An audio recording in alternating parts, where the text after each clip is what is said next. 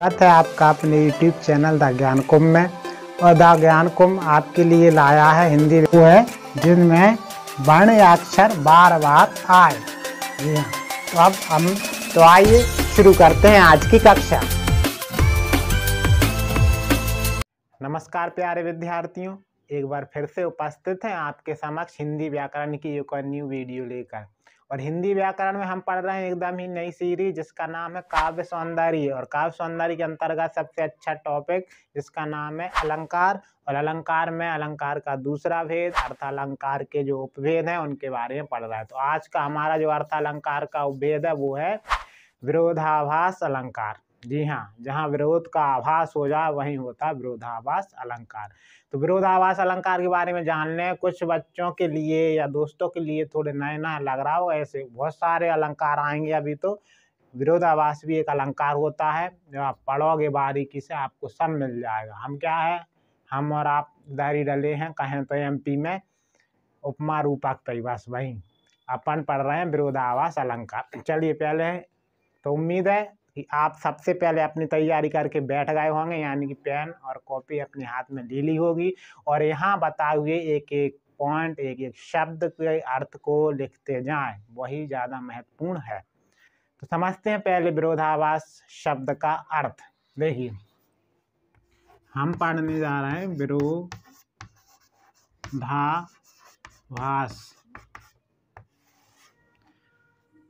अलंकार। तो विरोधाभास में यदि हम इसे तोड़ दें दो शब्दों में तो विरोध प्लस आभास, यानी कि जहाँ विरोध नहीं होगा, कविता को पढ़ते ऐसी पंक्तियाँ आएंगी जहाँ पंक्तियों के अर्थ में विरोध तो नहीं होगा, वास्तविक रियल में जो होगा वो विरोध तो नहीं हुआ, लेकिन हमें ऐसा आभास हुआ कि यहाँ विरोध किया गया है थोड़ी देर के लिए, कम समय के लिए। तो वहाँ इसलिए विरोधाभास माना विरोध का आभास होगा, विरोध नहीं होगा, यही याद रखना है हमको। बहुत सरल अलंकार है, सिर्फ हमें उसका अर्थ समझना है कि विरोध का जो है आभास होता है थोड़ी देर के लिए बस। देखिए, काव्य सौंदर्य में आजकल ये अच्छा है कि हमारे इधर MP में भी काव्य सौंदर्य से अब पैटर्न बदल गया पढ़ाई का, बहुत अच्छा लगा हम टीचरों के लिए, तो टीचर्स जो है उनके लिए तो बहुत ही अच्छा लगा। ठीक है, अब क्या है कि काव्य सौंदर्य में हमें आप उसका क्या बेस होना चाहिए, आधार जिसे बोलते हैं। अब काव्य सौंदर्य में काव्य की पंक्तियां लिख देते हैं, वहाँ पूछते हैं इसमें कौन सा अलंकार है, या इस पंक्ति में इस शब्द का क्या अर्थ है, इसमें कौन सा समास है, इसमें कौन सी संधि है, इसमें कौन सा छंद है, ये सब पूछे जाते हैं। मतलब आपको एक पैराग्राफ मिलेगा पोयम का, कविता की कुछ पंक्तियां दी होंगी, नीचे कुछ प्रश्न दिए होंगे। पहले ऐसे कुछ नहीं था, पहले तो डायरेक्ट वही किताब की रटन विद्या क्वेश्चन आंसर लिखा दिए, याद कर लिए, पेपर में लिखे, आप पास होगा, खुशी आए। तो हमने सीखा नहीं, इसलिए सीखने के लिए हमारे इधर MP गवर्नमेंट ने ये शिक्षा पद्धति लागू कर दी, बहुत अच्छा लगा, उसके लिए धन्यवाद भी दें तो कम है। चलिए, तो अब आप प्रश्न लिखना शुरू कर दीजिए। प्रश्न है विरोधाभास अलंकार की परिभाषा को उदाहरण सहित लिखिए। उम्मीद है आपने प्रश्न को लिख लिया होगा। अब उत्तर लिखें। काव्य में जहाँ वास्तविक विरोध ना होते हुए भी विरोध का आभास होता हो वहाँ विरोधाभास अलंकार होता है। तो अब हम विद्यार्थियों विरोधाभास अलंकार की एक और परिभाषा को लिखेंगे, तो आप अपनी कॉपी में इसे विशेष कर नीचे लिख लें। तो लिखिए, परिभाषा है जहाँ काव्य में विपरीत शब्दों के माध्यम से सार्थक पूर्ण बात कही जाए वहाँ विरोधाभास अलंकार होता है। अब देखिए, आप ऊपर की जो पहली वाली परिभाषा थी इससे मेल कीजिए, बहुत अंतर है। ठीक है, तो वो वहाँ शब्दों के आधार पर डायरेक्ट ही विरोधाभास की परिभाषा थी, यहाँ थोड़ा फेरबदल किया गया। देखिए क्या है, विपरीत शब्दों के माध्यम से एक सार्थक ऐसी बात कही जाएगी कवि द्वारा कविता में जो हमारी लाइफ या हमारे जीवन के लिए बहुत महत्वपूर्ण होगी, तो वहाँ होगा विरोधाभास अलंकार। अब आइए हम कुछ उदाहरणों के माध्यम से इस अलंकार को और भी अच्छी तरह से समझते हैं। तो आइए विद्यार्थियों, हम विरोधाभास अलंकार के कुछ उदाहरणों को बोर्ड पर समझते हैं। आप एक एक अर्थ को जरूर लिखते जाएं, क्योंकि शब्द पढ़ते कुछ हैं और उसका अर्थ कुछ निकलता है, इसलिए लिखते जाएं। देखिए कुछ पंक्तियां लिखी हैं बोर्ड पर। ये पहला है, या अनुरागी चित्त की गति समझे नाही को, ज्यों ज्यों बूढ़े श्याम रंग त्यों त्यों उजलो हो या उज्जवल हो। देखिए यहाँ सबसे बड़ी बात है, ये बूढ़ा शब्द जो आ रहा है ना, ये बिहारी सतसई के दोहे हैं बिहारी जी के। तो यहाँ इसका जो अर्थ होता है बूढ़े, तो इसका अर्थ होता है डूबना। ठीक है, लिख लें, डूबना। बूढ़े श्याम रंग त्यों त्यों उज्जवल हो, ब्रज भाषा का प्रयोग किया गया है। इसका अर्थ क्या होता है, अब आप परिभाषा के अकॉर्डिंग चलें, वहाँ ये कहा गया है वहाँ पे कि विरोध मतलब वास्तविक विरोध नहीं है, लेकिन आभास होगा अंदर। देखते हैं अर्थ में। या माने जो अनुरागी चित्त, जो प्रेम चित्त यानी प्रेम रूपी मन है, की गति समझे नाही को, उस प्रेम रूपी मन की गति को कोई नहीं समझता। क्यों? क्योंकि ज्यों ज्यों बूढ़े श्याम रंग, जैसे जैसे ये डूबता जाता है त्यों त्यों उज्जवल हो। लेकिन यहाँ श्याम रंग माने वही कृष्ण जी, कृष्ण की भक्ति में यह मन, ये प्रेम रूपी मन कृष्ण की भक्ति में इस तरह लगा, इस मन की गति को कोई नहीं समझ सकता है। ये जैसे जैसे उस श्याम रंग में अब यही विरोधाभास हो गया है। और हम यदि किसी श्याम काले कलर में किसी चीज को डुबोएंगे, किसी वस्तु को, तो कैसी होगी बताइए आप, कैसी होगी? काली ही निकलेगी। लेकिन यहाँ थोड़ी देर के लिए विरोध आभास अपने अंदर आ रही, कैसे हो सकता है? जब भी काले में कोई डुबोएंगे वस्तु को तो काली निकलनी चाहिए, लेकिन यहाँ है त्यों त्यों उज्जवल या उज्जवल माने चमकदार या सफेद होती जाती है। तो हमारा मन ऐसा मन है जो कृष्ण की भक्ति में लग जाए तो वो हमारा पूरी तरह से बुराई जो है वो काले का प्रतीक है, काले, तो काले रंग का, तो वो सारी बुराइयां दूर हो जाएंगी और अच्छाइयाँ यानी उज्जवल चांदी की तरह सफ़ेद हो जाएंगी। यहाँ कवि ने इस तरह से अर्थ लिखा है। तो यहाँ थोड़ी देर के लिए हुआ कि यदि हम किसी को श्याम रंग माने काले कलर में डुबाएं तो काली निकलती, लेकिन थोड़ी देर के विरोध होगा, आभास होगा इसमें, तो इसमें वास्तविक विरोध नहीं हुआ। हम आप पढ़ेंगे तो लगता है थोड़ी देर के लिए अरे यार काली होना चाहिए वस्तु, तो यहाँ बताया गया कि वो सफ़ेद उज्जवल हो जाएगी पूरी।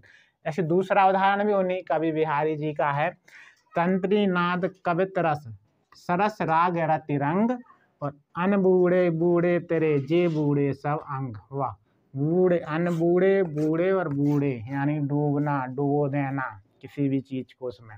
अब समझते हैं। देखिए मैंने ये सेकंड वाला जो उदाहरण है वो इसलिए लिया है तो ये एग्जाम में आया है, लेकिन यहाँ अलंकार के तौर पर नहीं पूछा गया था इस टाइम।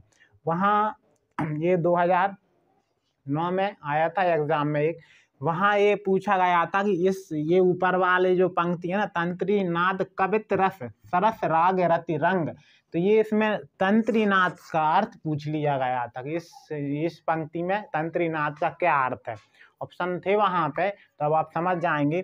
तो तंत्री नाद का अर्थ होता है यहाँ पे, तंत्री यानी वीणा, नाद यानी ध्वनि, वीणा की आवाज, ध्वनि यंत्र जो होता है वीणा, तो तंत्री नाद यानी वीणा नाद। ठीक है, वीणा बजाने वाला जो वाद्य यंत्र है ना उसकी ध्वनि आवाज। तो कवित रस यानी कविता, कविता के पढ़ने में जो रस होता है कविता रस। सरस राग, सरस मानस कोमल, मीठा या अच्छा लगने वाला, मधुर, राग यानी होता है इधर गाना, तो आप लिख लें गाना, तो मधुर गाना। रति रंग, और रति का अर्थ है प्रेम, तो प्रेम रूपी रंग में डूबा रहता। अन बूढ़े बूढ़े तेरे, यही है विरोधाभास, अन बूढ़े बूढ़े तेरे जे बूढ़े सब अंग। यदि जो तंत्री नाद माने बीड़ा नाद है उसमें, और कविता रस में, और अच्छे कोमल गाने में, और प्रेम रूपी रंग में डूबा, तो समझ लो डूबा।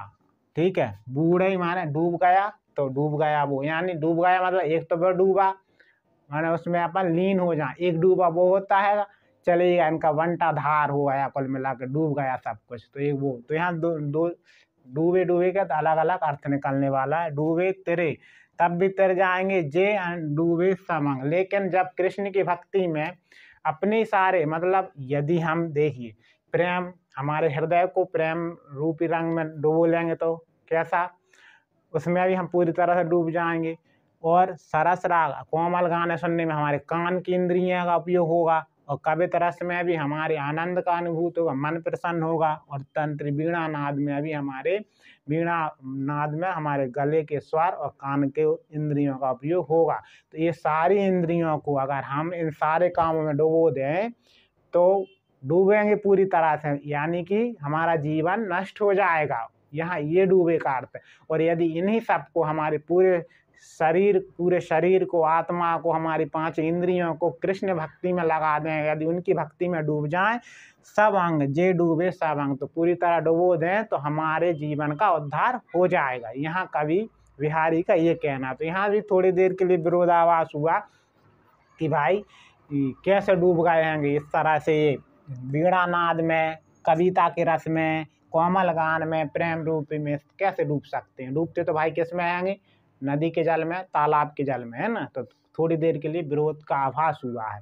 अब तीसरा देखिए, आप देखें, शीतल वाणी में आग लिए फिर, तो ये तो बहुत ही सरल है। पता है ये किसकी रचना है, अच्छा लगेगा सुन के। ये डॉक्टर हरिवंश राय जी की कविता आत्म परिचय की एक पंक्ति ली गई है, आत्म परिचय, उनकी रचना है। शीतल वाणी में आग लिए फिरता हूँ, माने वाणी कैसी है, शीतल, मीठी, अच्छी, सुभाषित आवाज, वाणी अच्छी है, आग लिए फिरता हूँ। अब भाई आग लिए फिरता हूँ मतलब कैसे, वाणी तो सिर्फ बोलने के लिए, उसमें आग कैसे ले सकते हैं। तो यहाँ वैसे अगर देखे जाए तो विरोधाभास हुआ है थोड़ी देर के लिए, क्योंकि कोमल वाणी हम कोमलता के साथ बोलें, अच्छी लगने वाली, आग लिए फिरता हूँ। यहाँ कवि का अर्थ ये हुआ कि वही वाणी से हम कठोर वचन बोल देते हैं जो आग की तरह लगते हैं सामने वाले को, इस तरह से लग जाए तो यहाँ भी विरोधाभास अलंकार हुआ है। तो ये सारे उदाहरण जो थे वो विरोधाभास अलंकार के थे। और उम्मीद है विद्यार्थियों आपको कुछ समझ में जरूर आया होगा, और आ गया हो या ना भी आया हो तो कमेंट बॉक्स आपके लिए खुला हुआ है। आप कुछ भी शब्द है इतने सारे, इनमें से किसी भी शब्द का अर्थ समझने के लिए कमेंट कर सकते हैं। क्या होता है, वैसे तो मैंने यहाँ लिख दिए हैं, सब लिखे हुए हैं आपको, और उम्मीद है आपने भी अपनी कॉपी में नोट कर लिया होगा। आज के लिए बस इतना ही। उम्मीद है हमारे आज की ये वीडियो आपको पसंद आई होगी, और यदि पसंद आई है तो इसे लाइक कर दीजिए, और अपने अधिक से अधिक दोस्तों के साथ इसे शेयर भी कर दीजिए, और सब्सक्राइब कर दीजिए हमारे अपने परिवार द ज्ञान कुंभ को। धन्यवाद।